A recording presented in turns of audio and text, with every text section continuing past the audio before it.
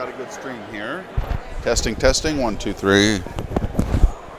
Hopefully this is not too loud. You guys can hear. So, thanks for all of your patience for today. I've had bandwidth problems as always. I'm looking to get a Ethernet connection, but right now the bandwidth seems okay. So I am streaming. I'm only streaming right now on YouTube and Twitch, but who knows? I will. Let me just turn on Periscope. Try it again, and Facebook. There we go. Now I'm trying to do this again. So what happened was earlier today when I was just getting started, the Wi-Fi was not doing well, and so I didn't have enough bandwidth to stream. So I didn't stream. I kept trying to connect it and make it better, but I couldn't. So, and, can you guys hear me all right? Hopefully the lapel mic. It's break right now, so we're.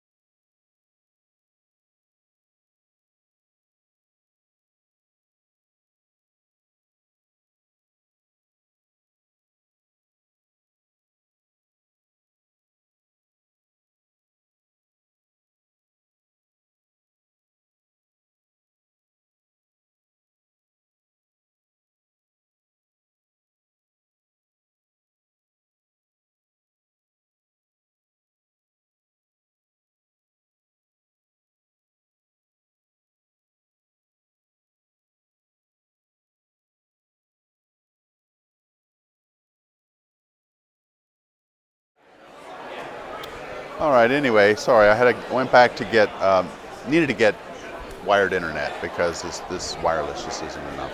So anyway, how are you guys doing? I'm in Cleveland, Ohio. It's beautiful here. The Glenn Research Center from NASA is here locally. It's just right down the road here. I was there last night.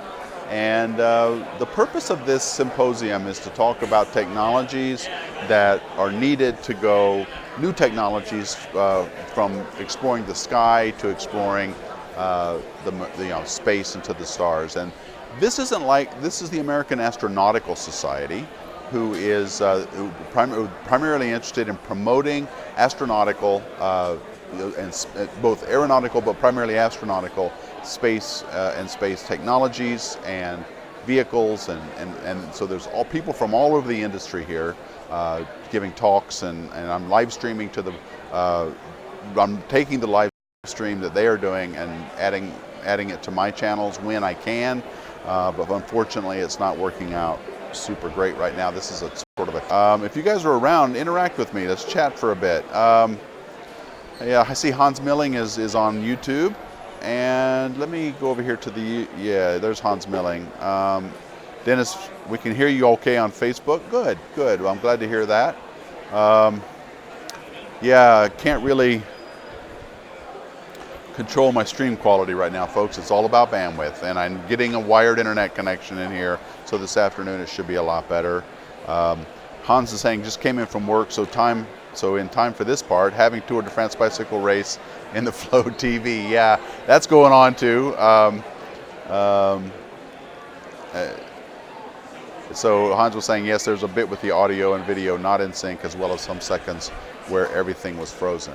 So anyway, as I was mentioning, I was talking with Jim Morhard earlier today, and I recorded that video, that interview, because I wasn't going to count on the stream. And I'll be posting that on my various platforms soon. I may stream it on Twitch as well, just to get the live stream so the people on Twitch can see it. But that's better done live streamed, I think. And yeah, you're not going to get a notification right now, Peter Quinn. I've turned off all that because it keeps dropping out and I keep starting up again. So I've turned off all the notifications to stop spamming social media. I'm only streaming to the YouTube channel live stream now feature, not an event. So if you just go to youtube.com/deepastronomy/live, I believe it is, that's where this will be. And it won't. And when the stream stops, it'll create a video after the fact, which I will promptly make private because it'll probably suck. So anyway, thanks for bearing with me, guys. As always, there's like a billion things that has to happen on these remote streams, and I was given this connection just moments ago. So, good. Okay. So Dennis Vender, what is it? Van Hauermeiren. That's a great name.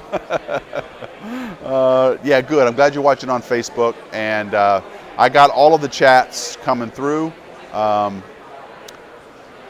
I see that Twitch has got people. Oh, Peter Quinn was on Twitch as well. Did you post on Discord? No, I turned that off. I was spamming Discord too. Every time the stream died and then restarted again, all of the social media was getting alerted. So I turned that off because I don't want people to get spammed on their social media for every time the stream dies. I just want people to be able to catch it when it comes live, and when I'm out, I'm out. I got nothing I can do about it right now. So that's just the way it is. Also, next time I do this, which will be in October, this is a test run to see how everything works. I'm going to have a better background than this, because I know that's really boring. So anyway, I know looking at a white wall is really, really kind of boring. So hey, Periscope guys, or guy I should say, is one person watching, so that's cool. Sorry about the problems earlier. It's just a bandwidth issue. I don't have enough bandwidth right now to do, I guess, my streaming in and out. I wonder if oh, okay. So what I've had to do is I've picked up the live stream coming in from that they're streaming out, and when I go back to stream back out again, I don't have enough bandwidth. So that's the problem. Not that you care, but I'm explaining to you because at least I'm trying, okay? All right, so let's see. Anyway, I'll be around on all the chats, so interact if you want to.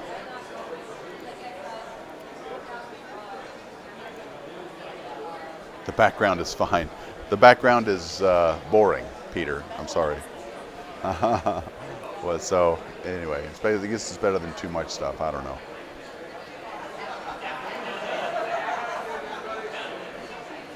All right. Well, anywho, so they're getting ready to go back. I do a pan of the area, but I don't think people want to be broadcast, without their permission. So I'm not doing it anyway. I've got a seat right here where I'll be talking with various people throughout the day when it comes up, when they come by. I also met a woman named Trudy. I forget her last name right now, but she is part of Glenn Research Center. She's going to talk to us about what NASA Glenn's doing. All of this stuff is going to get recorded, and I'm going to repost it in a much better form. I'm trying to live stream in a way that gets more people involved in this symposium. So anyway, okay, they're getting ready to go back in. I'm going to set back up for the live stream, and hopefully it'll work. See you guys soon.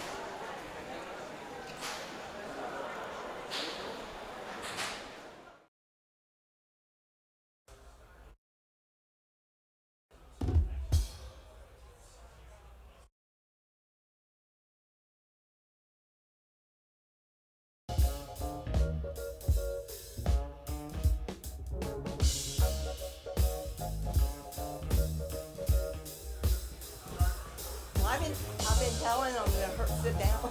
All right.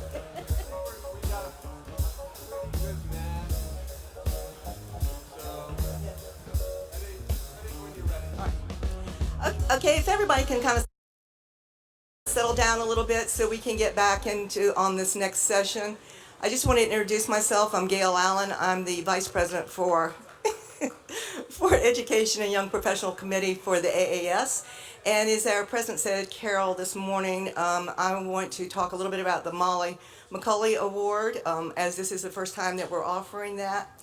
And as you know, if you worked with Molly, this is to honor a national leader in environmental economics who helped many years to establish, lead, and guide research projects combining economics with space research. Her fields of interest goals were broad, including relatable, renewable energy, new technologies and natural resources, and most of all, helping decision makers understand the economics of space.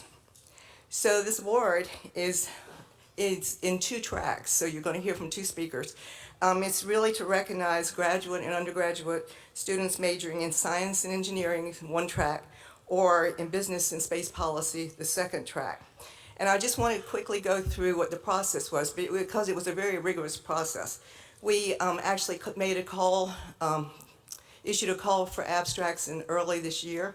And I have to give kudos to all of the AAS members who were willing to give their time and volunteer to review the abstracts, as well as we had invited the down select of the abstracts to submit papers.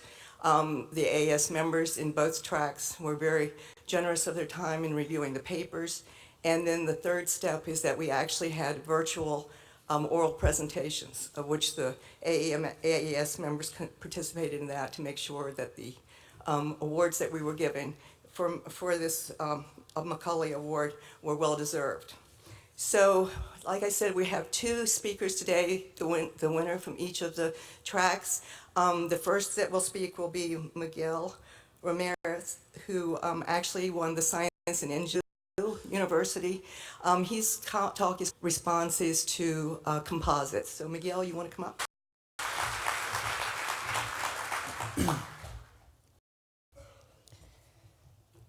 All right, so thank you for the introduction, and I want to say that it is an honor to be here at the American Astronautical Society to present this work, and especially for the Macaulay Award.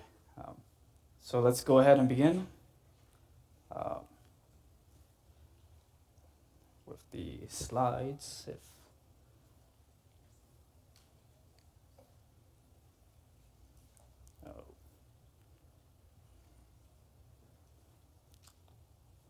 Well, okay, there we go. All right.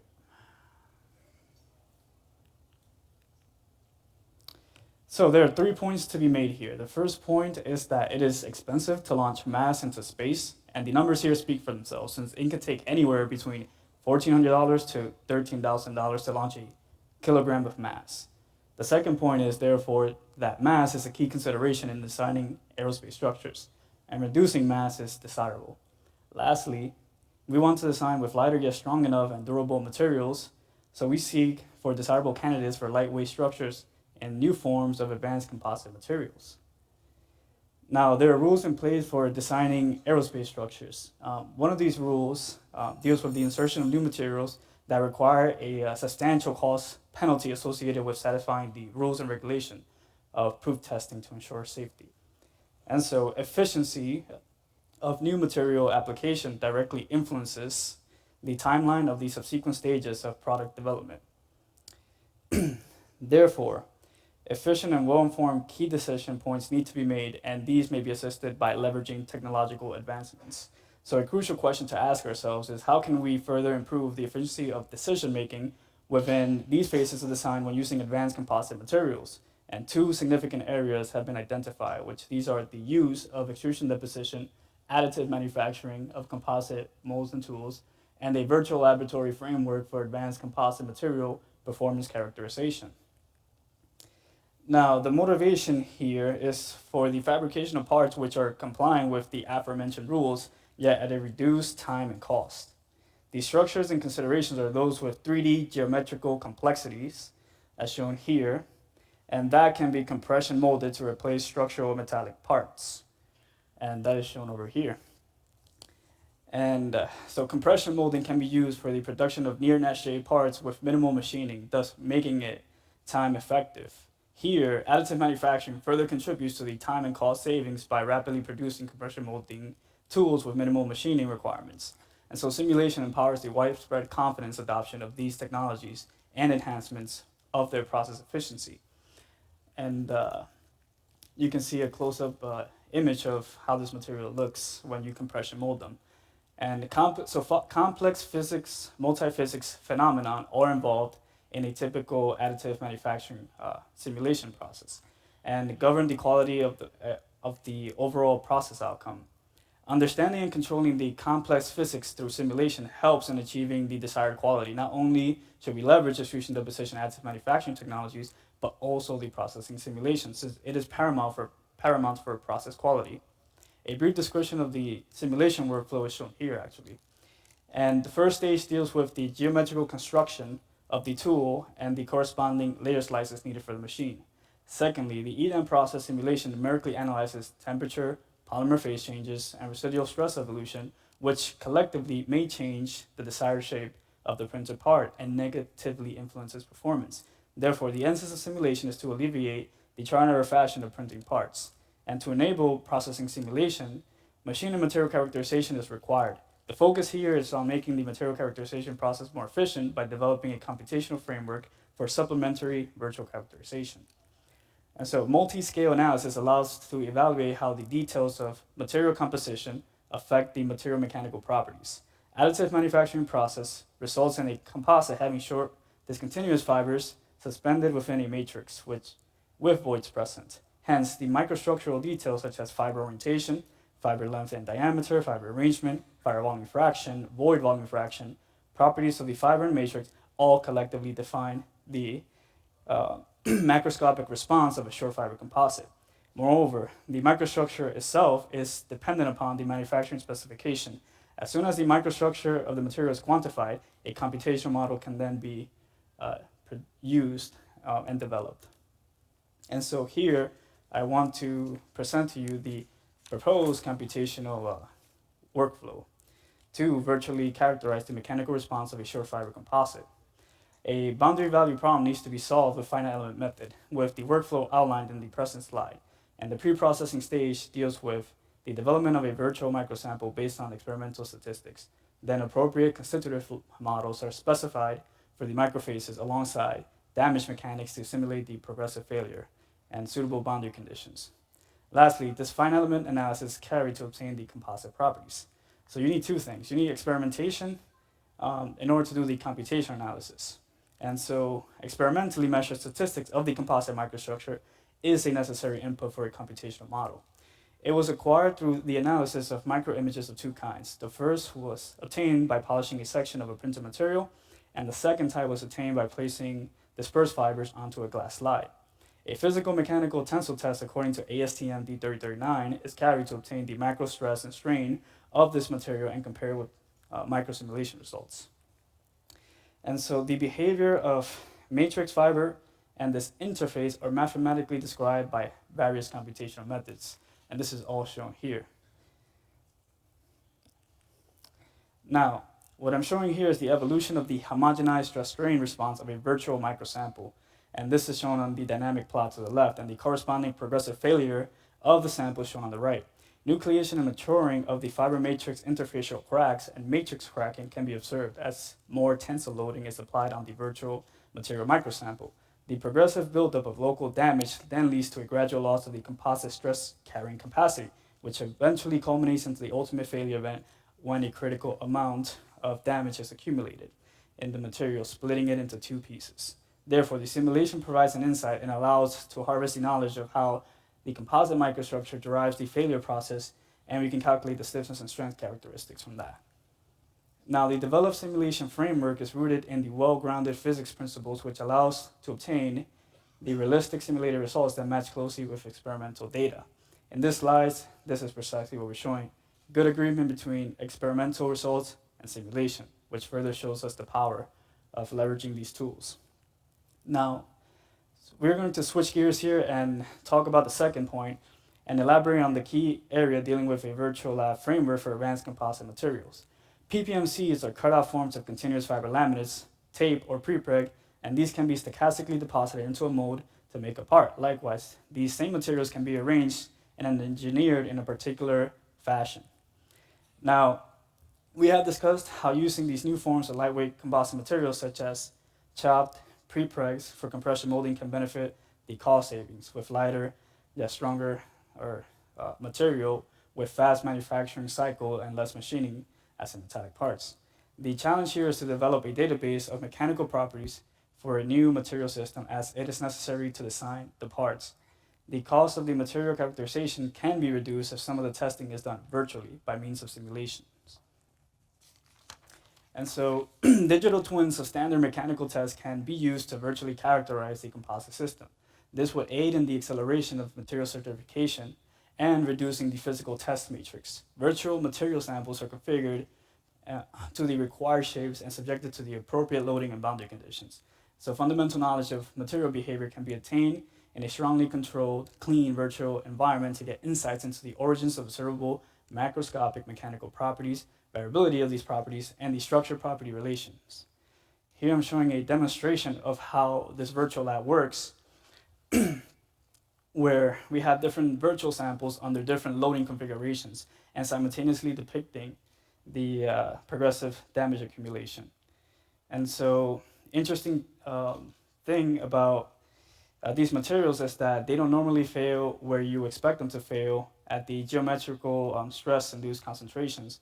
And so different failure occurs because of the mesostructure of this material, which can be studied through the simulations. And so here I'm just showing furthermore the power of simulations, comparing the experimental data sets for a virtual on-notch tensor coupon with simulations to show the close match that we get in strength. And so in conclusion, I have shown here the overarching motivation of using simulation to characterize material properties to accelerate the development of structural parts, the performance characterization of a short fiber composite, and the mechanical predictions for these advanced form of compression molding materials. Thank you for your time.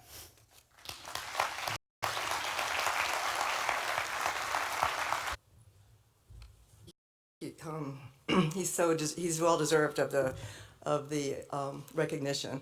So the winner of the second track, which is the Business in Space Policy, is Josh Wolney from George Washington University, and just recently with Secure World Foundation. And his talk is going to be policy challenges to address the space debris threat. So welcome, Josh.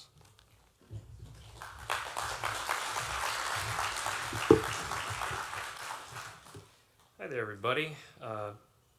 Miguel and I met yesterday, and he explained his work to me, and I said, wow, policy is basically me making it possible for people who are smarter than me to do good stuff. So that's what I'm here to talk about today. And I was going to spend a little more time at the start talking about characterizing the domain and the challenges, if we get the slides up while I start. But this is such an intelligent crowd, and to save some time, I'm going to click through the first couple, and we don't have to go through the orders and definition. Wow, I thought I was going to be able to do it better, and I'm clicking forward. If I should say next slide, let's go forward one more, and we'll start here. So the goals of this presentation, first I'm going to characterize the orbital domain. I'm going to skip over that a little bit, but mostly I want to outline the three policy areas where space debris is a negative externality. If we look at the chart here on the right from the NASA Orbital Debris Program Office, we see the increase of objects on orbit over time, and if you look at that pink line with the numbers next to it, these represent the challenges that I'm going to talk about today. Number one there is the 2007 Chinese ASAT test, which represented a challenge to international security and also produced a lot of long-lived debris on orbit that's mostly still up there. Number two is from the 2009 Iridium Cosmos collision of two satellites, a American commercial satellite and a Russian old weather satellite, also creating a lot of debris in low Earth orbit. And then number three is a unique challenge to the current regulatory regime, which is just the steady and future much more increased growth of satellites on orbit. And then at the end, I'm going to note the indicators for change in the status quo. So, I already went in that direction. Situational awareness, we're familiar with it in other domains, air and maritime, where it allows us to operate large objects in limited volume. And the things that we really need there are precise locational knowledge and then also maneuverability. And in these domains, which are significantly smaller than the space domain, going out from roughly 100 kilometers to 36,000 kilometers at GEO, the variables are flipped. In space, we have a huge volume, but we have small objects relatively compared to ships and airplanes, but their maneuverability is either non-existent or very poor or very costly. or also, we don't know exactly where everything is. And so this really confounds our ability to deconflict when things could possibly be colliding, as we've seen in the past. And so most of the data for space situational awareness comes from the US Department of Defense's Space Surveillance Network, spread mostly across the Northern Hemisphere, using optical, radio frequency, and radar telescopes to sample the environment and track objects. The problem isn't so much the observations. We're not lacking in observations. There's hundreds of thousands every day, but it's the data processing system that takes in that data and turns it into usable information for satellite operators. And so there's a little timeline there on the left showing that the current system was developed in the 1980s on computers half the size of this room. And it was updated a bit and augmented over the next 20 years, but roughly the past 20 years, since the year 2000, there's been a lot of attempts to update and modify and replace, and those acquisition processes have not been very successful. So today, the current program of record is still the SPADOC CaveNet system, with conjunction warning messages going out hundreds of thousands every day, or hundreds of thousands every year at least, and error bubbles around objects that might be the size of a car, like making those objects essentially the size of this room or even larger, because we just don't know exactly where it is. And so with growing mass on orbit, with growing objects on orbit, what can we do? For international security, do we need treaties? For commercial space, are automatic maneuvers going to be enough? And in the regulatory regime, do we expect to see some new type of action there? Basically, I will answer you at the start and tell you these aren't working right now, and here's why. So space and military activities have always been linked hand in hand. It's dual-use technologies where they have vastly improved civilian life, but they also augmented warfare. And so in this way, the US military has gained an advantage across adversaries across the world. And geopolitical rivals like Russia and China have sought to negate that advantage by developing anti-satellite weapons of various kinds. Meanwhile, the US has also developed similar weapons. And so these big three countries are kind of posturing back and forth, creating these weapons that are really deteriorating to the domain. We're also starting to see these weapons proliferate, not necessarily directly, like these weapons aren't being sold to other countries, but other countries are developing this technology. Most recently, we saw at the end of March, India tested an ASAT missile, which we'll talk about in just a moment. And so with all of this activity, the United Nations General Assembly created a group of governmental experts in 2017, which is a method of work that the UN does to study an issue and get these groups, get the members to talk about what are the challenges in this area, what can we do to move forward, to possibly move towards a treaty or something that's going to be beneficial to help the domain in the future. And this was a 2-year work program with 25 member states, including US, Russia, China, and other countries from around the world. And they were going to meet throughout the years to work on this issue and develop the parameters for what would be a treaty. If it were a successful program, the big three would have sat down and found areas where they could compromise and preserve the domain. It was not successful. At the end of March, the program ended, and there's no play-by-play. These are closed proceedings, but from public documents afterwards, we're able to see that there was a consensus report that was written, and in the days leading up to the adoption of the report, the US, either on behalf of just itself or possibly on behalf of other countries who weren't willing to break consensus publicly, the US broke consensus, and therefore the report was not approved and sent to the General Assembly to move forward. And so what we see there is even adversarial nations like Russia and China are engaging in this process, and the US is seeing a way that the main problem that the US had with the consensus report that was they felt was too influenced by former Russian and Chinese proposals that would have preserved a status quo on orbit that made the US disadvantaged and Russia and China advantaged. So all of these states are acting in their own national interest, but it's creating what I call a gapped status quo, where at the end of March we saw what is allowed to happen. So India tested an anti-satellite missile at roughly 300 kilometers, destroying one of their own satellites and claiming that all of the debris would be re-entered within 45 days. It has now been 106 days, and of the 101 trackable pieces of debris, which are roughly the size of 10 centimeters or larger, which means there's others that are smaller. Of those 101 pieces, 50 or roughly 50% have degraded, but there will be many on orbit for possibly the next 2 to 3 years still. So this test very much emulates a 2008 US test that struck a similar satellite at a similar altitude using similar technology. And so you have this balance where India is an active proponent of preventing an arms race in outer space, but they're also a US strategic partner and kind of living in both worlds. So this gap status quo is allowing the domain to still be degraded, and progress on a treaty is not moving forward to prevent this from happening in the future.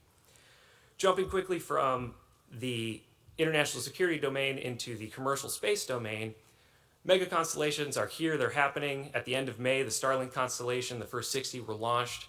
And on the left there, those are the proposed and licensed satellites from those companies, all in low Earth orbit, all seeking to provide low latency internet across the globe. Currently, there are about 2,000 active satellites, and so this would represent a huge increase in the number of satellites on orbit. Now, Elon Musk has been quoted saying that the Starlink constellation will have automated collision avoidance capabilities.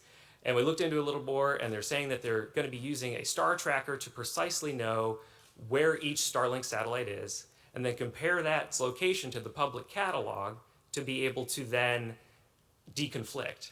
And I don't know if you remember earlier, but the public catalog is lacking a bit right now. So once again, we have the situation where there's increased density and our current activities are not matching what needs to happen in order to deconflict the possible collisions in the future. Then we come to Congress. So the US regulatory system works in such a way that there are 3 agencies that oversee commercial space regulation: the FCC, NOAA, and the Office of Commercial Space Transportation at the FAA. And none of them directly oversee space debris. And so they have conflicting missions, not necessarily conflicting, but overlapping in ways that the Trump administration was seeking to remedy with SPDs 2 and 3, but those, while they can change authorities, they were not able to change budgets without Congress's action.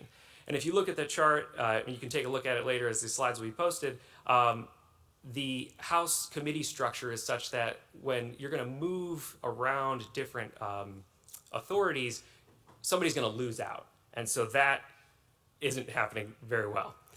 Lastly, indicators to watch. The one thing I want to zero in on is in the bottom right there, increased commercial activity on orbit. This is a place where there's growth, which means that there could be new capabilities that are going to be developed off of the revenue that is created by these companies. If you're SpaceX and you want to not have your satellites collide, you're going to pay somebody to do private SSA or possibly active debris removal. And this is a space where NASA and this community can really lead, because demonstration missions need to happen and there needs to be a proving of those technologies. So thank you very much, and I hope I didn't impress you all too much. All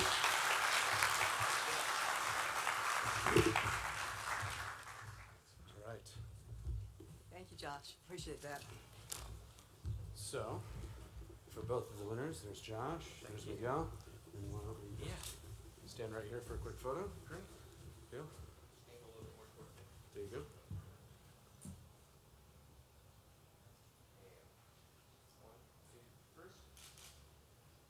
Excellent. Great. Great. Thank you. Congratulations. Congratulations, guys.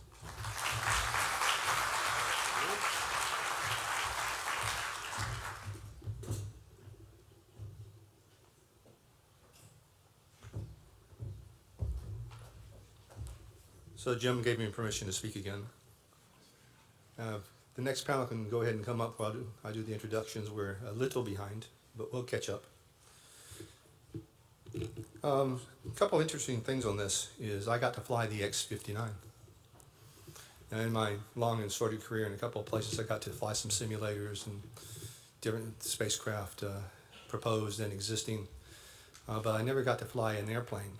And last night at the reception, we had an X-59 simulator, which they let you pretend to fly, but then also you had to eject from it also.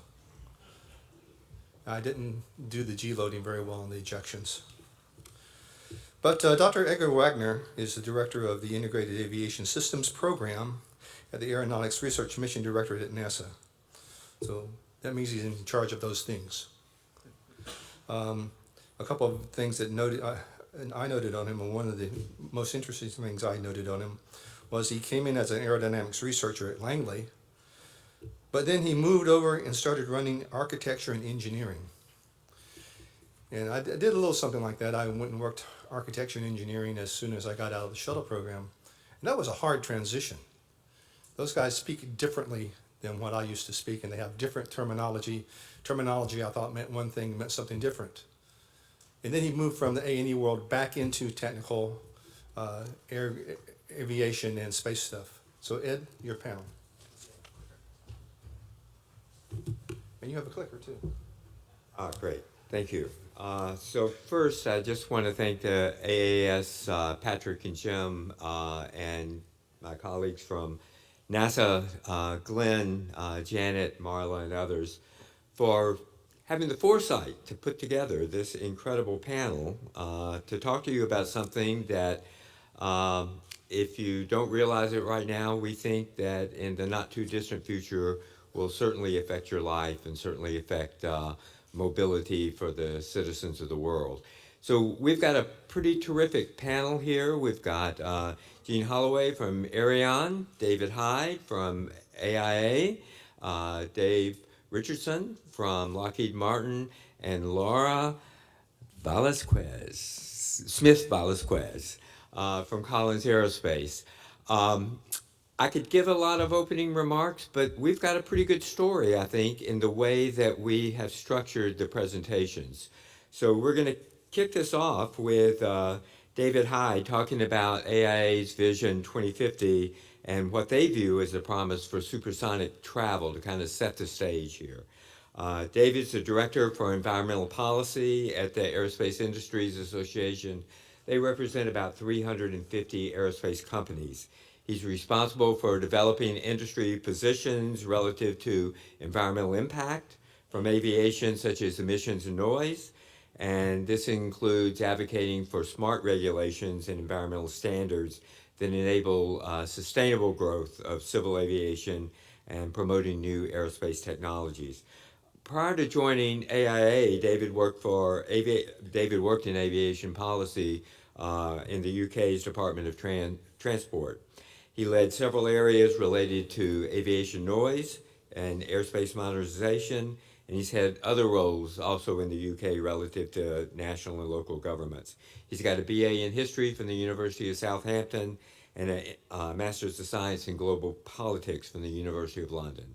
So, David? Thanks, Ed, and good morning, everyone. So as Ed just introduced, I'm with AIA, the Aerospace Industries Association, and we are the leading trade association of the US aerospace and defense industry, representing almost 340 companies, including all of those on the panel today. And we consider ourselves the voice of US aerospace and defense, though sometimes that voice does have a British accent, which can throw people off a bit. So AIA was formed in 1919, and for those of you who can do the math in the room, which is full of engineers, so I'm hoping that's all of you, you'll realize that means AIA turned 100 this year. And for the past 100 years, we've been really proud to serve an industry which has had such a profound impact on our world. But our industry is also a forward-looking one. So to mark our centennial earlier this year, we published our Vision 2050 report. And that really sets the scene for the future aerospace innovations we expect to play a role in shaping our world in the coming decades. And this means, along with completely new concepts such as urban air mobility, which will transform how we move around cities, the return of supersonic transport, and specifically the advent of sustainable supersonic transport, can really revolutionize how we experience our world. So to give a bit of history, I'm not sure if any of you knew, but in the 1930s, it took 6 days to cross the Pacific by plane. And even in the 1940s, a flight from the southern US to the south of South America could take up to 3 or 4 days.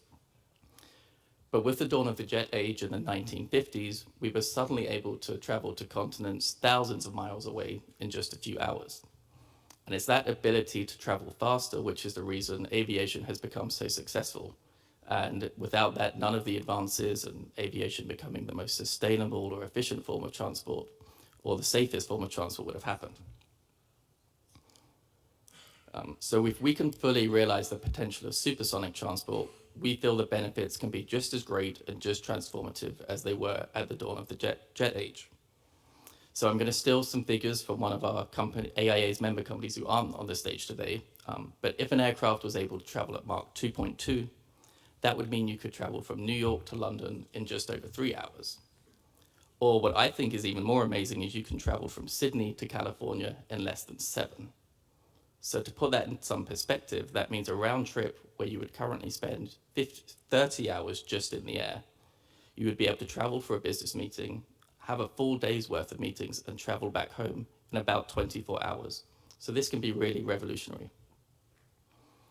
So while we think this is a great vision, at AIA we also have a lot of experience, and we know that if this vision is to happen and supersonic travel is to become a reality, that we need to ensure it's done in an environmentally responsible way. And using low boom technology in Mach cutoff, which I know some of the other panelists are going to speak about in more detail than I possibly ever could, but that's going to help to remove what currently is the biggest barrier to sustainable supersonic flight, the sonic boom. And I was fortunate enough to be at NASA's community noise test in Galveston last year, where they were testing community reactions to a noise that is expected to resemble that produced by the X-59, which I think Ed and Dave will speak more about later. And my experience there was really amazing. So these booms, if we're going to call them those, were barely audible. And that's to a group of people who knew what they were listening for, had monitoring equipment, and knew exactly when they were going to happen. And as I said, we could barely hear those booms when I was there. But we also need to go beyond just low boom technology. So that means we need to ensure that as an industry, we are producing these aircraft with the latest advances in propulsion technology and materials and aerodynamic design capabilities. So this will help not just local airport noise, which is a big issue for several communities around airports in the US and globally, but also it will allow aviation as a whole to ensure it can achieve its ambitious climate reduction goals. So we need to ensure that we prioritize fuel efficiency when we're designing these aircraft, and also looking for ways where the supersonic manufacturers can really lead in sustainability for aviation. Could be perhaps championing the use of sustainable aviation fuels, like some of our companies have come out and said they will do. So I'm not sure, many of you may be aware that modern subsonic aircraft are 75% more fuel efficient, 85% more fuel efficient, and 75% quieter than the first generation of jetliners. And at AIA, we believe there's no reason why, with the continued support of NASA and the wider research community, the industry can't deliver equally impressive improvements in supersonic capabilities over time. But what is important is that today we create an environment where this technology can thrive, and we don't stifle this technology at its nascent stage. So at AIA, we're working very closely with the FAA and the International Civil Aviation Authority to put in place measures which safeguard communities and the environment, but give the technology the environment where it can really flourish. And the work NASA is doing on the X-59 is a really important part of this, and industry is also doing work to try and make sure that we can balance that very carefully, the balance between sustainability and flourishing this technology. And we think things are moving in the right direction. Some of you may be aware that just the week before last, the FAA issued a proposal to streamline the application process for testing aircraft at supersonic speeds if it could be shown that there will be no significant environmental impact. And we think this is a really important first step in having that relationship between government and industry to try and get this technology to where we want it to be. And crucially, we think this is the first step towards enabling AIA's Vision 2050 and the benefits that supersonic technology and the other technologies we explore will bring for our society. Thank you. Thanks, David. So that sort of sets the vision that we're talking about. The reason I'm here, I manage a fairly broad portfolio in NASA aeronautics, but all of it is focused on integrated demonstrations, wherever those need to be, whether it's flight or ground-based. It includes technologies associated with electrified aircraft propulsion, integration of unmanned aircraft into the National Airspace System, urban air mobility, all of stewardship of all of NASA's flight assets, and what one of our huge big programs is, demonstrating the X-59, the low boom flight demonstrator. Over the past few years, NASA sponsored a number of market studies as well as what David alluded to for AIA. And we certainly believe that there's a huge potential relative to new markets for aircraft manufacturers and operators worldwide. And this includes aircraft that will totally change the way that we work and the way that we think about long distance travel. Vehicles that can travel at speeds that will redefine our workday, making it possible to wake up in the US, fly to London or Brussels for a meeting, fly back to the US and sleep in your own bed.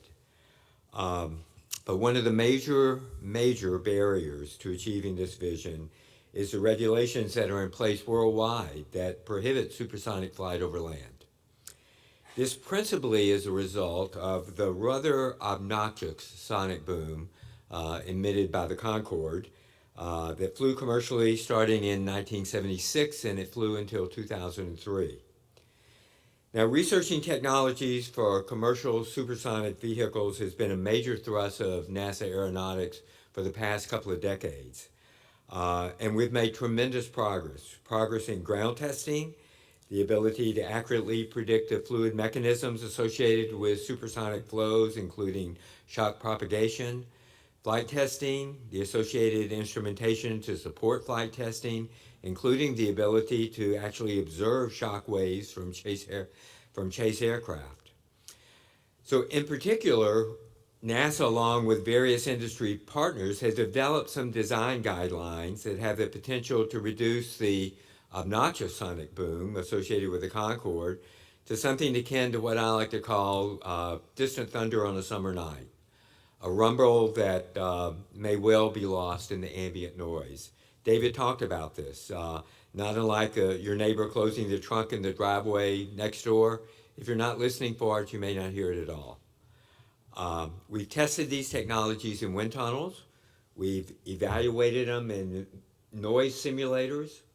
We've looked at flying special maneuvers using military aircraft. David talked about that in Corpus Christi. And now it's time to gather some validated response data on real people, how they respond in diverse communities, diverse terrain across the U.S., and how they react to the noise generated by well-designed supersonic aircraft. So NASA Aeronautics has embarked on a project to design, build, and test a large-scale manned supersonic experimental aircraft, the X-59, the Quiet Supersonic Technology Vehicle, or QUEST. So we're doing this in partnership with Lockheed Martin. We're building a representation of a supersonic commercial vehicle, and we're committed to having the first flight in 2022. But if things go the way that they've gone the last year, we think we may be able to fly even a little earlier than that. This vehicle is almost 100 feet long, 33-foot wingspan. It'll fly at Mach 1.4 at slightly north of 50,000 feet. And we've defined a set of requirements to build this aircraft to, and we've kept that fairly stable through the project. And this is to minimize the adverse effects of what we call requirements creep that so often accommodates large design-build programs like the X-59. So after we prove that the vehicle can be safely flown over a range of its flight envelope, we thoroughly understand the noise signatures that it generates, then we enter a phase that we call community response testing, where we fly regular routes over U.S. communities and gather data from how people respond to these overflights. And this is going to take about 2.5 years to do this. We'll take these data, we'll analyze them, then use them in conjunction with the regulatory community, the FAA in the United States, ICAO and its Committee on Aviation Environmental Policy internationally, to help inform policy and rulemaking associated with supersonic commercial flight over land. So that gives you kind of a brief thumbnail sketch of what NASA's interest and what we're doing relative to the commercial supersonic market, and one of our key major thrusts in supporting knocking down a huge barrier relative to opening up this market. So in conclusion, I want to emphasize that NASA shares the vision of the supersonic community that David talked about, where fast air travel is available to a broad spectrum of the traveling public.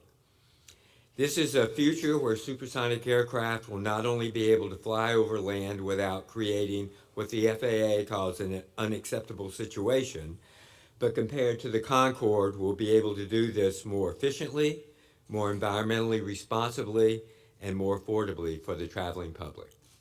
So I want to thank you for that, and then for our next couple of presentations, we're going to hear from those practitioners, those folks that see the market and are going to actually go forward and build an aircraft. So Gene Holloway from Ariane is the first panelist that represents that phase of the market.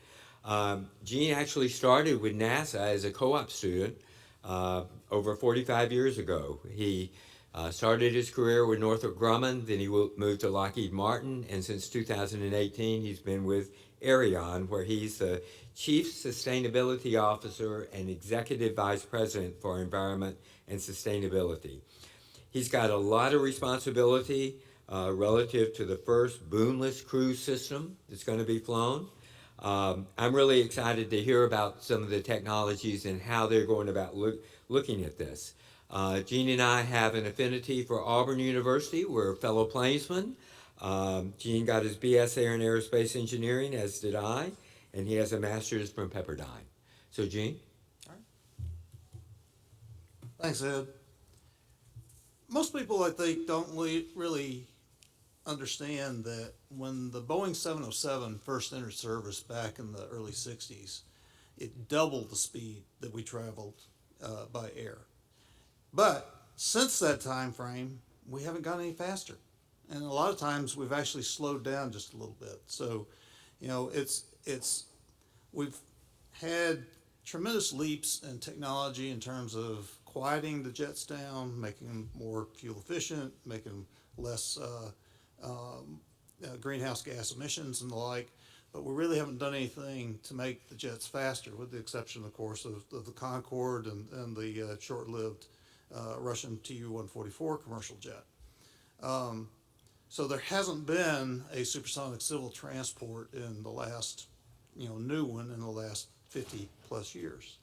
So Ariane has identified a commercial market, for supersonic travel, and we believe that this is the appropriate re-entry into that realm of advancing the speed at which we travel commercially. We've taken the steps to go after it from a more or less moderate risk standpoint. We think we got to take not quite baby steps, obviously, but we're looking to have that next step where we're going to almost double the transport speed again. All right, we are designing the world's first supersonic business jet. It'll have a max Mach cruise of about 1.4. That's why I say it's roughly almost doubling where we are today.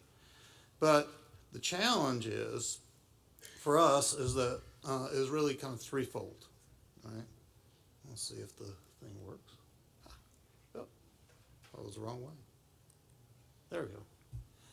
So there's three major challenges for us, and one of them is really the biggest one.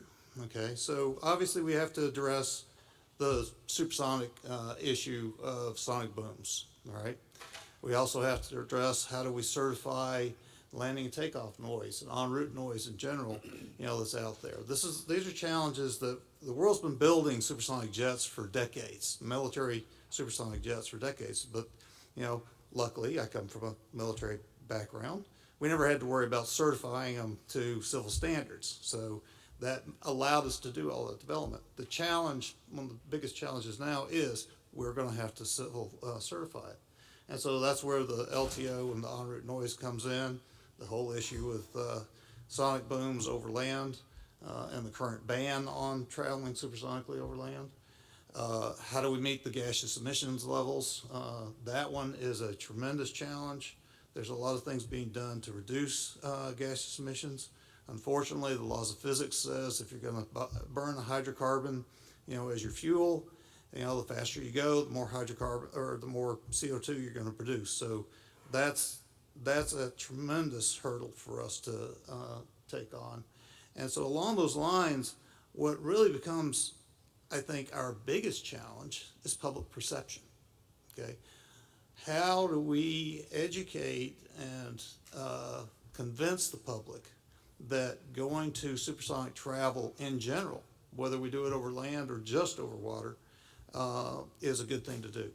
Because currently, right now, our operational plan is that we will fly subsonically at about 0.95 Mach over land, and then once we get out over internet outside of domestic airspaces, we'll accelerate out to the 1.4 and travel supersonically. But we plan on exploiting a technology and a phenomena that's been there, we've known about for the last 6+ decades to ultimately allow us to fly supersonically over land responsibly, so that, as we've already been talking about, the worst that you might hear is some sort of little bit of a rumble in the background. And if you're living anywhere in probably a suburban or urban environment, you probably won't even notice it against the background noise. So with that, I'll start with the first part, which is to talk about Mach cutoff. People who work in the world of sonar, and certainly those who work in the world of RF, are very familiar with, something that's called tunneling, all right? Mach cutoff basically is that same thing. It's just now we're talking about it in the air. It's something, like I said, we've known about since the 50s. We've done a tremendous amount of work, NASA in particular, and along with the FAA, have done a tremendous amount of research into it and understanding the phenomena and the things that trigger it and the like. But it's always been one of those things where you can fly on a standard day, you can fly supersonically slightly, and actually operate the aircraft in a way such that the sonic boom doesn't reach the ground. Okay, that sharp edge crack, you'll never hear it. We don't pay a whole lot of attention to that most of the time, certainly when we're building fighter jets and the like, because we're in a hurry to get out there to those higher Mach numbers to go out and exploit the higher speeds. So, and also, of course, we're operating in a region that traditionally has been a very high drag, region for aircraft. But there is rational, good, solid rationale for looking at it from that standpoint of how can I exploit that in a limited fashion that does allow me to increase my speed over land, and then I'll increase it further once I get out over the open water. So in effect, what you're doing is you have the phenomena of Mach cutoff or Mach threshold is the Mach number at which you can fly where you get this focus boom that's just at the ground level, all right? And so if I slow down just a little bit, what happens is I have this caustic layer, and that's the refractive layer in the atmosphere, that begins to come up off the surface of the Earth. And I don't have to slow down very much before I start raising that caustic layer, a few thousand feet off the ground. And so my example here is, if I'm flying at 55,000 feet on a standard day, and I'm looking at sea level, if I look at the threshold Mach that puts the sonic boom on the ground, that's 1.15. If I back off to 1.12, I actually raise this caustic floor 8,000 feet off the ground. All right.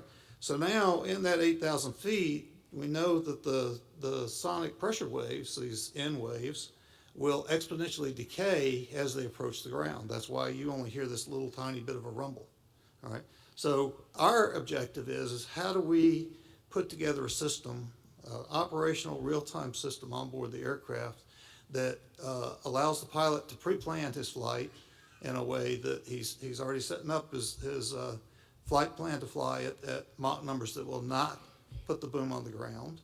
How do I then, once I've uploaded that to the aircraft and I go off and go fly, how do I ensure, the general public that I'm not going to, run into any climatic conditions that will create a sonic boom on the ground where it's not intended.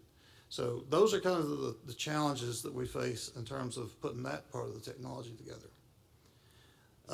From the standpoint of both takeoff noise and the emission side, the engine that we have chosen for our aircraft, we've co-developed with GE Aviation. It's the Affinity engine. The core of this engine happens to be the same core that powers the B-1 bombers. That's where it started life before it became the CFM56. And now the CFM56, as many of you already know, is the most used jet engine in the world. It's got over 91,000 years worth of flight time on it. So that makes it pretty darn well-known, established, behaviors and the like. And so what we've done is we've gone back and looked at modifying that core, reducing the bypass ratio on it to get better, thrust at supersonic speeds and the like, and applied other advanced technologies to both reduce the emissions as well as the sound coming from it. So that now the combination of those modifications to the engine, the fact that the aircraft is designed to fly supersonically, so the thrust is actually scaled.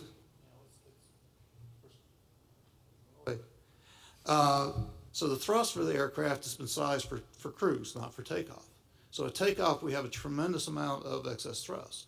So there are things that we can do operationally in our takeoff profiles that allow us to climb out in a manner that will keep our LTO noise down, we believe, actually below the current stage 5 levels.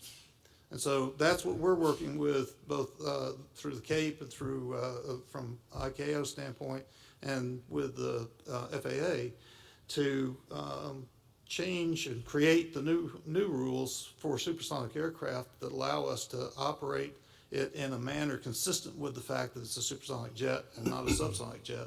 So we can take advantage of some of those things to be able to realize that performance.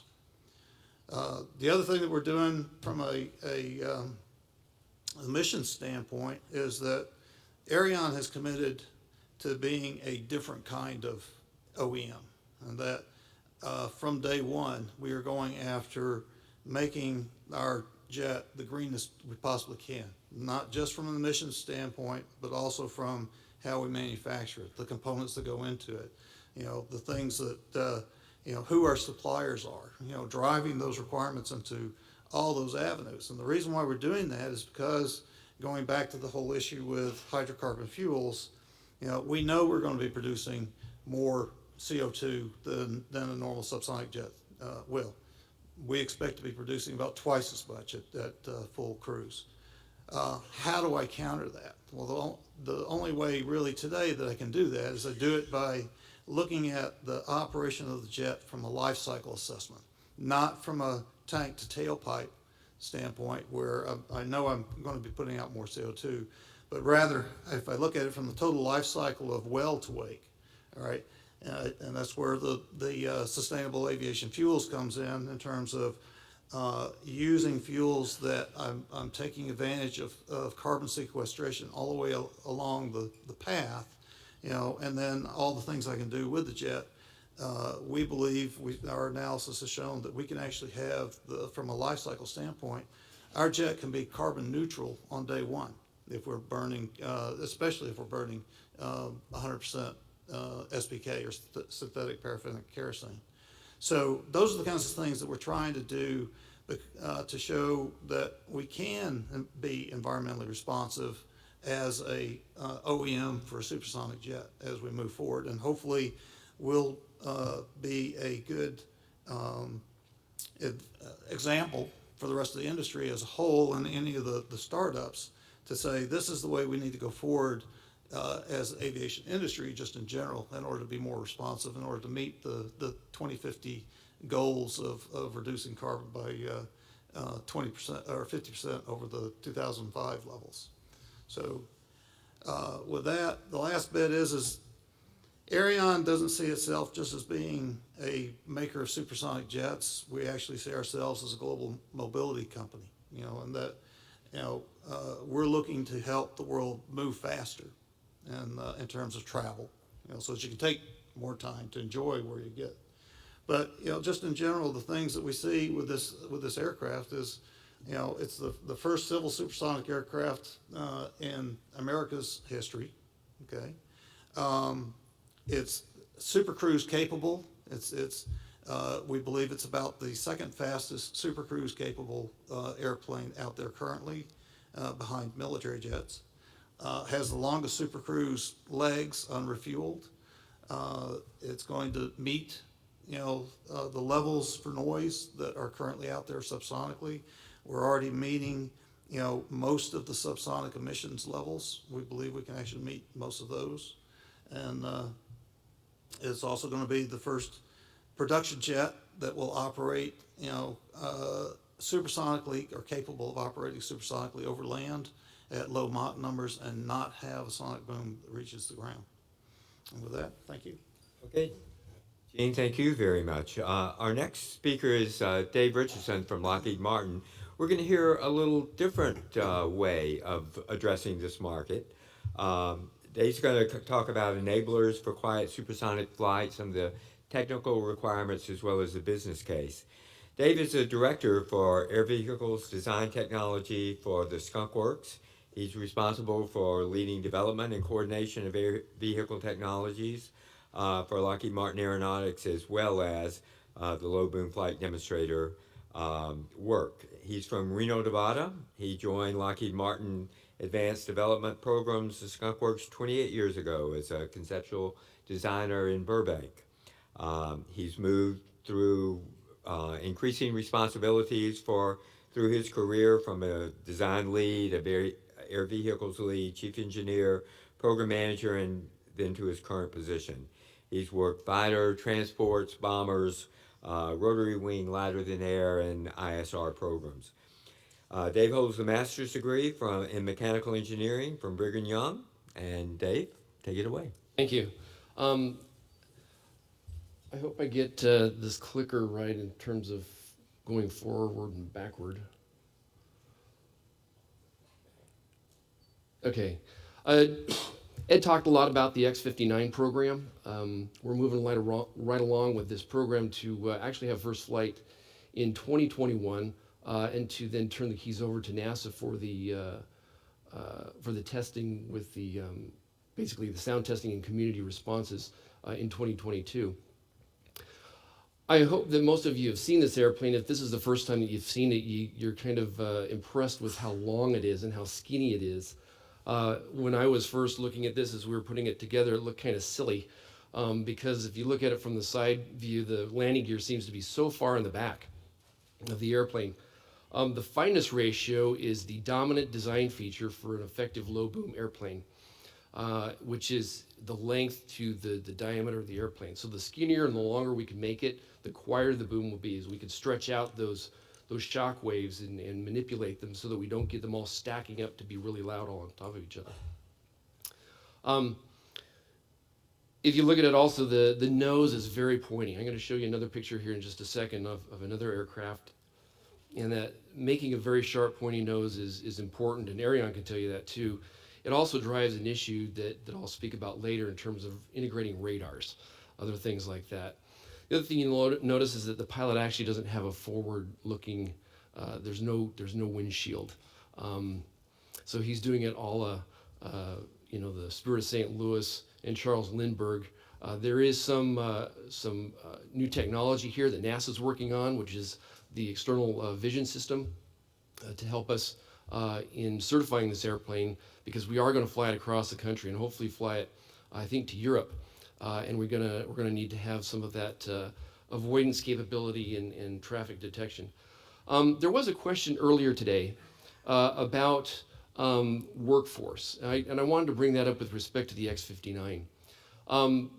in all of industry, we were talking about the propulsion companies earlier, but even within the airframers, it's tough to find good help these days. It's really, really hard, and getting people out of school, we can't get them fast enough. The thing is the question was, well, what can we do with universities? And even universities, I know, are having a hard time getting people to get into those engineering fields that would go into aerospace rather than into telecommunications or other things. I will say that the Artemis program, the X-59 program, and other things like this, for when I was a kid, you know, looking at Apollo and other things, they inspired me. And the X-59 program is very different from other things that we do at the Skunk Works in that it is unclassified. We can let people know what's going on. And everybody's excited about first flight and actually being able to invite their families to come and see this happen. And so when we talk about what sort of things can we do, it's investing in these types of activities that really do inspire those who are younger and see things and they say, I want to do that. So there's a lot of benefit to this program. So some of you may have been at Aviation 2019 last month, where we debuted this concept for an airliner that is a low boom aircraft.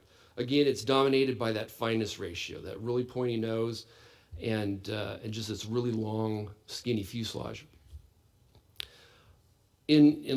For us, we've been looking at supersonic transports, well, back in the day in 1970, but in earnest since about 1990. We're looking at supersonic business jets, and then about 2001 or so, we started looking at quiet supersonic business jets.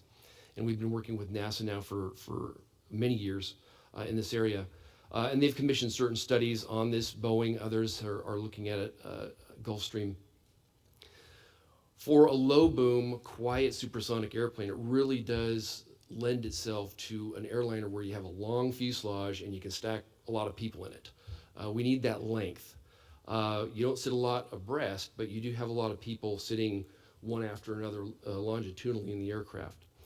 This airplane was shown last month by Mike Bonanno, who's our chief engineer on X-59. The main things that I want to take away from here again is to notice that there is really no good forward visibility, that there is a sharp pointy nose that makes it very hard to integrate a radar in. But as far as cost and efficiency, this airplane flies at Mach 1.6 to 1.8. That is effectively twice as fast as what you get today. And above that, you start to have to incorporate variable geometry in the inlet, in the nozzle, and other things having to do with aerodynamic heating, where there's a jump in the cost of the system. Below that jump, you want to go as fast as you can without hitting that jump. So about 1.6, 1.8 is about where we want to go. That's a sweet spot. The other thing that we want is to have a twin engine airplane. I know that Ariane would kill to have a twin, and you'll see the kind of the way industry is going is away from the 747s, the A380s, to large twin engine aircraft as far as operational cost. Those two engines, you can see on the chart here, they're twin 40,000-pound class engines. They don't exist. The nearest thing that there is to an off-the-shelf engine, actually, we'd have to go to Russia to get some of these things, and I don't think we're gonna, even then we'd have to modify them. But they're old engines. The United States and the world was going to faster engines, 50 years ago, 60 years ago, but we've gone to more efficient engines since. And so there's a drive to drive up the compression ratio in the engine so that the temperature going into the combustor, I think we talked about this earlier, the temperature at the turbine inlet is now the temperature at the compressor exit, is how far up the temperatures have gone. So the faster you go, actually, the hotter it gets. And we don't have those engines that have those lower compression ratio type engines or compressors anymore. To go on, actually, the main chart that I want to show today is the last two. They're word charts. David and Ed spoke a little bit about this, so did Gene. These are the enablers to quiet supersonic flight. And actually, these are in order. as we've gone and debated these in the halls of the Skunk Works, this is pretty much the order that we see them in. Number one is the regulations. I won't speak to these anymore. We've heard about them. It's not only the boom piece of it during cruise, it's the takeoff and landing, it's emissions, but getting this right is critical, and doing it right, and making sure that the decision makers are well informed as well as public perception are critical. Number two is the engine. You can't have a supersonic transport without an engine. I won't go into all the details of the A, B, C, and D here, but the right thrust class, the right cycle for flying at Mach 1.6 to 1.8, meeting the noise requirements, and then the other thing is ITAR. Developing an engine like this would obviously have applications militarily. And if we're going to put these on an airliner and sell these internationally, it wouldn't take much to take these engines and militarize them, put an augmenter on the back, and have them actually drop into a fighter. So there's ITAR implications with the engine. The development cost also is a significant one, and I will get to that at the very last bullet on this chart. The national and international airspace integration for navigation. If you think about Star Trek and you see the Starship Enterprise jump into warp and jump out of warp or drop out of warp, these airplanes are going to have to come out of supersonic flight. They're going to have to go into supersonic flight, and no matter what happens, no matter how we design it, it will create a loud boom. Past that point, we can make it quiet, but at around about 1.2, we will make a loud boom. And then we're going to come down from higher altitudes and integrate in with subsonic aircraft that are coming into these large airports. Where do we put those corridors, or how do we integrate those airplanes so that we can create those booms? Do we have to have them over water? Do we create certain corridors over land? So there's some issues that we do need to consider as we move forward. The market and the business case, I think that the studies over the last several decades actually have shown that this is where the world wants to go, that there are people who are willing to pay these types of airline prices, high net worth individuals who would be willing to buy these types of aircraft. Number five, the ability to design an efficient low boom aircraft. It's here thanks to NASA. This is not something that's out in the future that we need to worry about. I spoke about the artificial forward visibility and how in the world we can get a radar integrated and other situational awareness into the aircraft, given the fact that really looking forward is a hard thing to do. So there's some work there. And again, NASA is leading the way in a lot of those things. And the last one here is funding. And it's the big issue for the engine. The engine probably is, and I'm going to make up a number here, and so the propulsion guys, engine companies here won't squirm, but we're looking at several $1 billion for just the engine. And the airplane is a factor of 2 or 3 on top of that for the total price. So these are large expenditures. I think we talked about it earlier about certifying the little drones that are going around or electric vehicles. It's one thing that people have these technologies, but it's another one to make them safe. It's another one to make them certifiable for passengers to travel in. And to design aircraft like that is no small feat. So the funding is a big thing as we go forward, whether it's done privately or whether it's done publicly. But without an engine, probably we're going to wait until that happens. My last chart really goes to, I guess I don't have my last chart. Oh, why did I come? No. The last chart is entitled, "We Got to Get It Right." And this really goes to Dave's effort with AIA and also some of the things that Gene talked to. There are the decision makers. There is public perception. And there's a desire to hurry and rush into some of these things and to get a lot of these regulations changed. But we need to make sure that we do them correctly. We need to do them in cooperation with NASA and the FAA. And also industry, making sure that we come together. And that's a lot what David's job is, in helping tie us together so that we have a unified voice. But the worry that I personally have, there we go,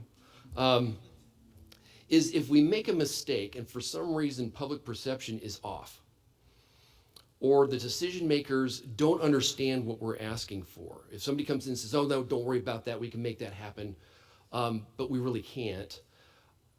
I would really hate for us to miss this opportunity because, and this is just my opinion, I think if we blow it now, we're probably going to end up waiting another couple of decades again until we can do this. And so it's critical that as industry, both on the government side as well as the contractors, that we, and even universities, that we work together and make sure that we have a unified voice, and that we're going forward in an informed way. And that's all I got. Hey, thank you so much. I really appreciate that. So a different perspective. You just heard that. So our final panelist is yet going to talk about something else. So Laura Smith Velasquez is with Collins Aerospace, and she's going to talk about one particular enabling avionics technology to manage boom.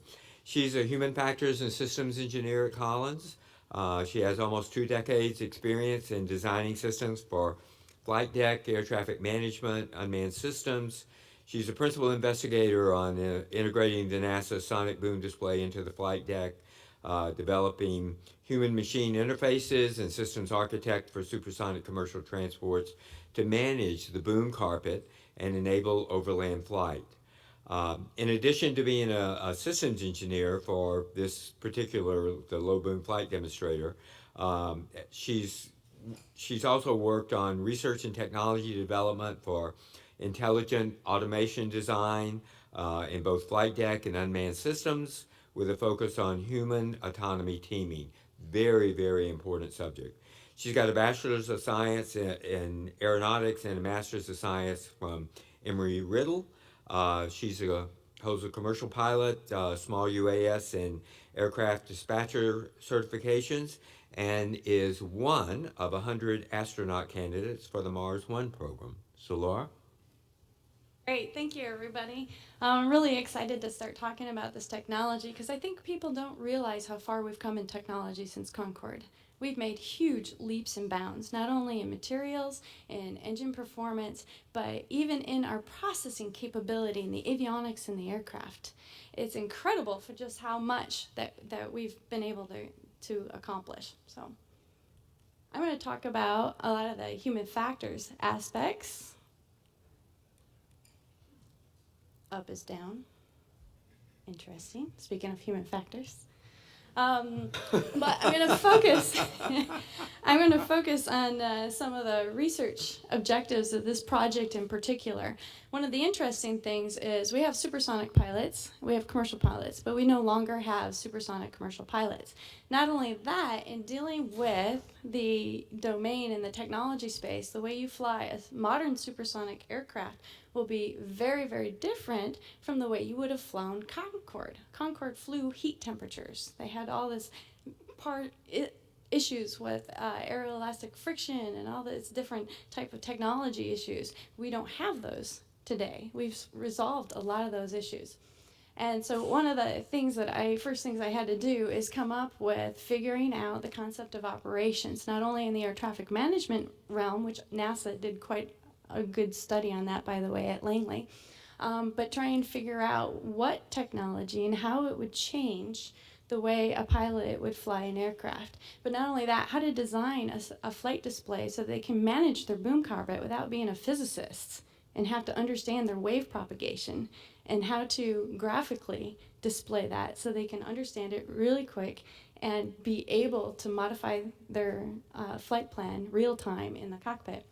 So managing the aircraft's boom footprint, our goal was to provide the pilot the capability to plan and carry out a flight, okay? But that allows them to reduce the sonic boom, avoid hitting populated areas, so you can actually place your boom. We talked about, okay, you're going to have to make a boom.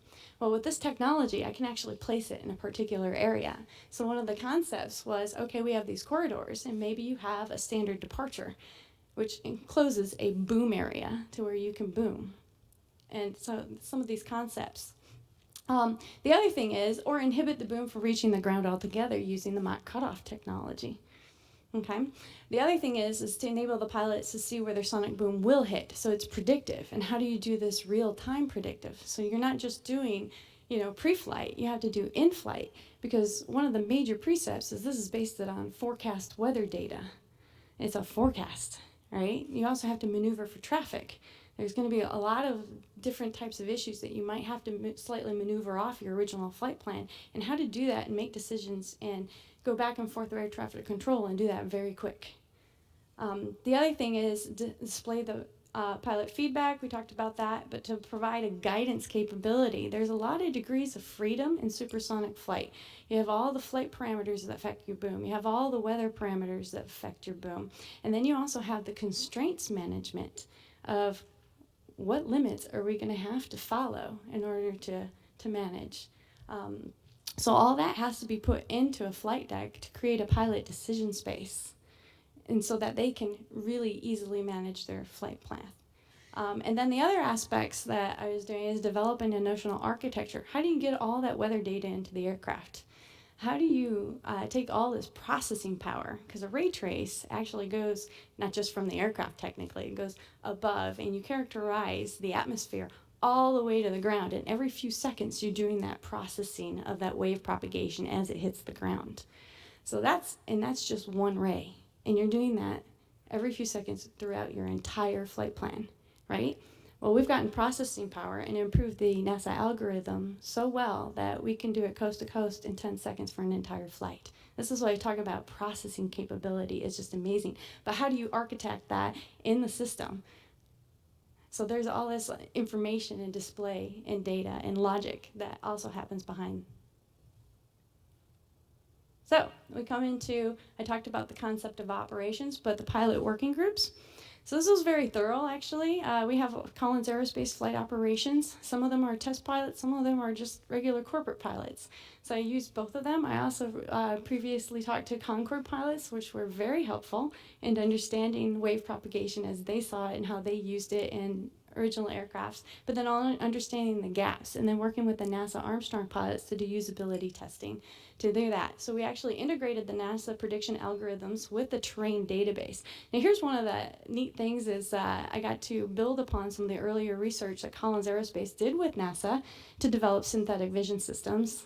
And now we develop synthetic vision systems and enhanced vision systems that we also have partnered to put on the low boom flight demonstrator. To look at that aspect of integrating the data and without these forward vision. Okay? And so also enhancing the way to do graphical flight planning and to visualize the terrain interaction with the sonic boom. And actually I should probably go back. So just so you can see the difference in terrain interaction. So that's actually Death Valley where the blue is, and that's the wave propagation. You see how it's attenuated by the mountains? So the pilot can tell just how far they might have to maneuver. And say the valley was a city. They're like, okay, well maybe I should go 10 nautical miles to the left, and then our boom doesn't get over the mountains. So you can see the magnitude of your boom, you can see the breadth of your boom, you can understand, there's another, I didn't bring that slide because that's a little difficult and don't have time to explain it, but there's a pilot decision space based on trajectory modeling. Not only of the Mach cutoff, but how that affects your flight plan, your Mach number, your altitude, and your lateral maneuver within your flight plan of where to actually put your boom carpet and how to manage that. So going back to this, the other aspect we work on is a weather sensitivity analysis. On the right-hand side, is your standard no wind atmosphere of what that ray trace for your shot cone, right, looks like. And you'll notice we don't have the full cone on there. It's the nice hyperbola because it goes out into the atmosphere. But there are many, many cases, depending on winds and temperature, where you get secondary booms, or even the primary boom is an over-the-top boom. And when we started doing this weather sensitivity analysis for NASA to really characterize just how the boom wave propagates and how it affects it, one of the things we noticed in doing this 3D visualization of each ray along that entire angle of the shot cone is that we had some very unexplained boom carpet issues. And what we learned is it's actually quite often you'll have a ray trace that goes, or a shock trace that goes up, but then it comes back down due to the atmosphere.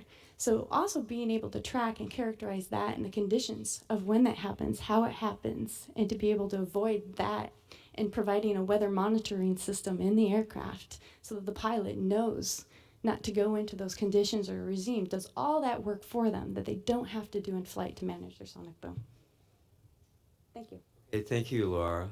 Um, we want to be cognizant of the time, so I've got a whole slew of questions that we could start off with, but why don't we start off by asking the audience? Sure. Yeah, we're using the Conference.io app, and so we've got some upvoted questions here. And the first one is, how well do we understand the impact and shock interactions of multiple aircraft sharing close airspace? Does our research need to answer that question as well?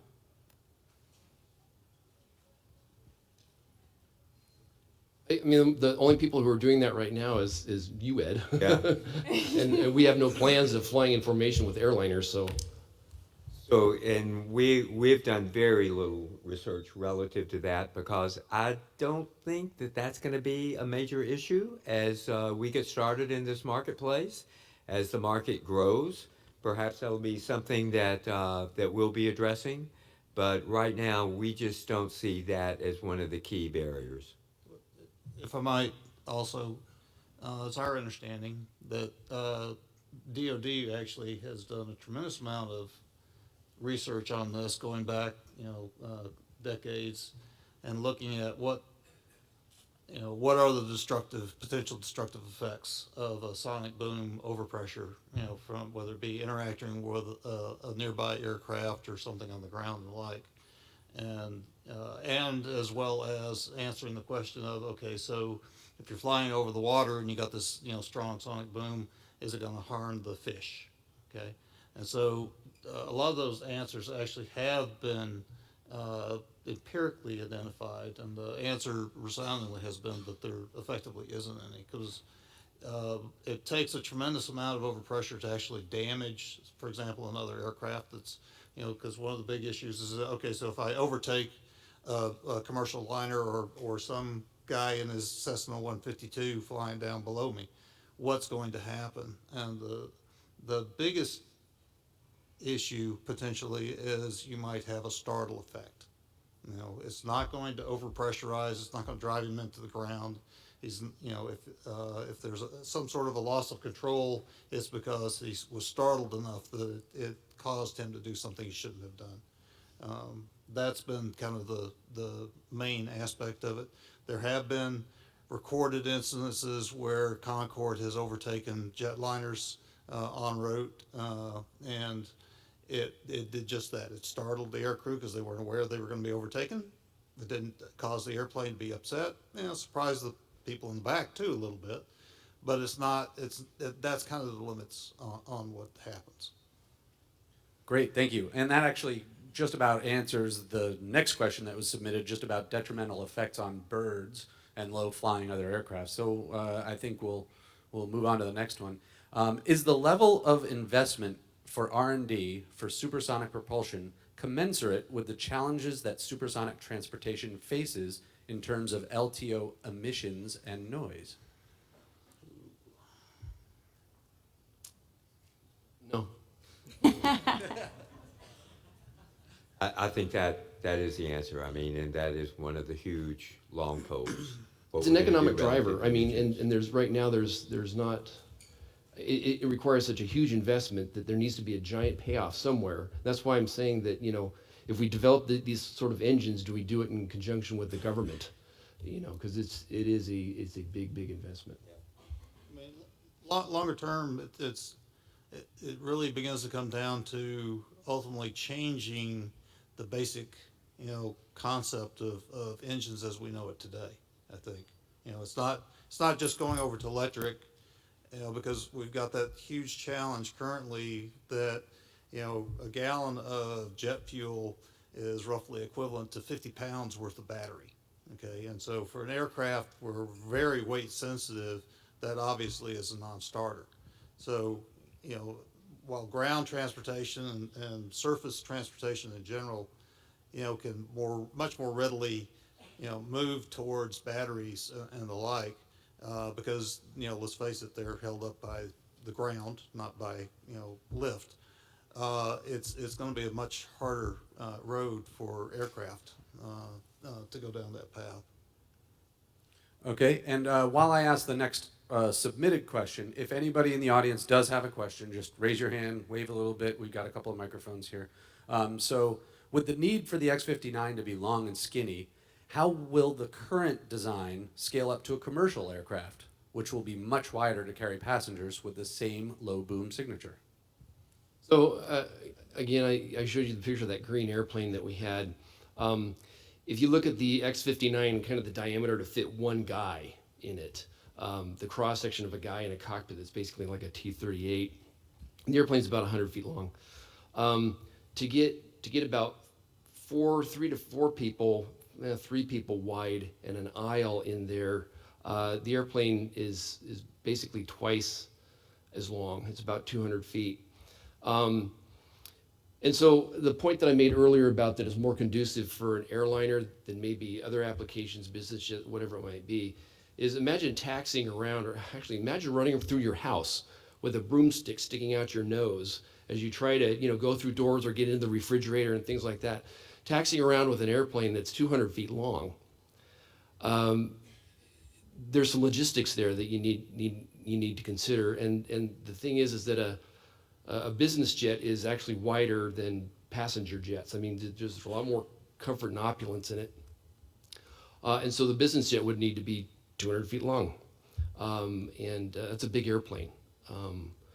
So again, I think it allows itself to an airliner because that length, you can use it when putting a lot of people in it. It's not the most luxurious first class type seating. It is small. If any of you've, my wife flew on the Concorde. I didn't get to, she got to. And she hates airplanes. And it was small. That was her comment. She goes, I didn't like it. It was too small. It's a small cross section. But that's how this airliner would be scaled up from the X-59. That was also one of the requirements that NASA gave, is that the airplane had to be big enough that it was representative of the real effects of a larger aircraft. We could have done this with a small airplane, and then we wouldn't have proved anything. So it had to be of a certain size in order to prove, and a certain speed. We also had to get past about Mach 1.3 to make it realistic for something that's an airliner. All right, I think we might have time for one more. Let's see. Oh, we have one in person, actually. Hang on one second. Excuse me. Thank you. Do you see infrastructure changes being an issue with the much longer aircraft and having to change airports and things? Well, probably. I don't think that you're going to see, I don't know. I can't predict the future. I was going to say you can't see thousands of these things at all over the world, but there was an infrastructure change that went in for A380. You're all aware of that. I mean, billions were spent across the world at airports to be able to handle this heavy aircraft, as well as the gating issues that were required. And now you see people saying, well, I don't want any more A380s. This airplane, again, we don't have the picture up, but the actual, if you had a jetway that went down to this airplane, there's almost 100 feet of airplane sticking out in front of where the door is. So you'd have to park farther away from the actual building. So there may be some logistical issues, but as far as the runway, as far as runway length, anything else, no. And I'm actually going to do one more question from online because I think it's a pretty cool question. The fly-in at Oshkosh, the AirVenture, is coming up soon. And so the question is, would the X-59 ever make an appearance at an air show to help educate people on what's trying to be done?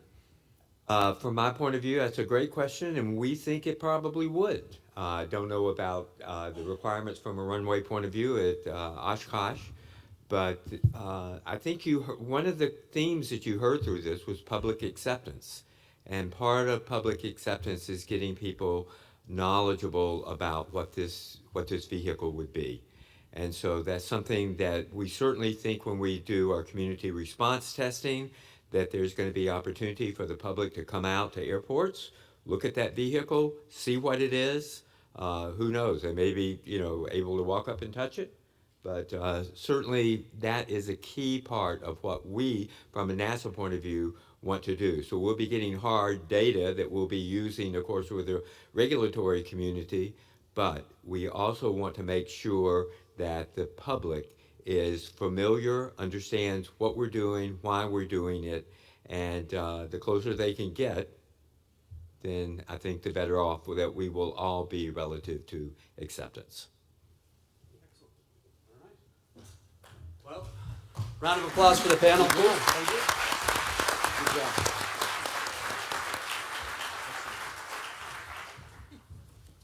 All right. And so what we're going to do now is take a quick break, or take a break for lunch. So if I can get the slide up, please. Today we have Fred Kennedy, former director of the Space Development Agency, and we're happy to have Moog as our sponsor today. So we'll do that, and of course, excuse me, it's that user interface, like you said. Thank you again to all of our sponsors. We really appreciate all your support for this event. And so, food is outside. So what you're going to do is basically get up, leave all your stuff here, go make a plate, come back in, eat, and then we'll get started on our lunch program as we see everybody's just about finished. So there's your next trivia question. Pay attention to that, and we'll give you the answer when we come back. Thanks, everybody. Good question. The answer to the first one. Here, wait, hang on.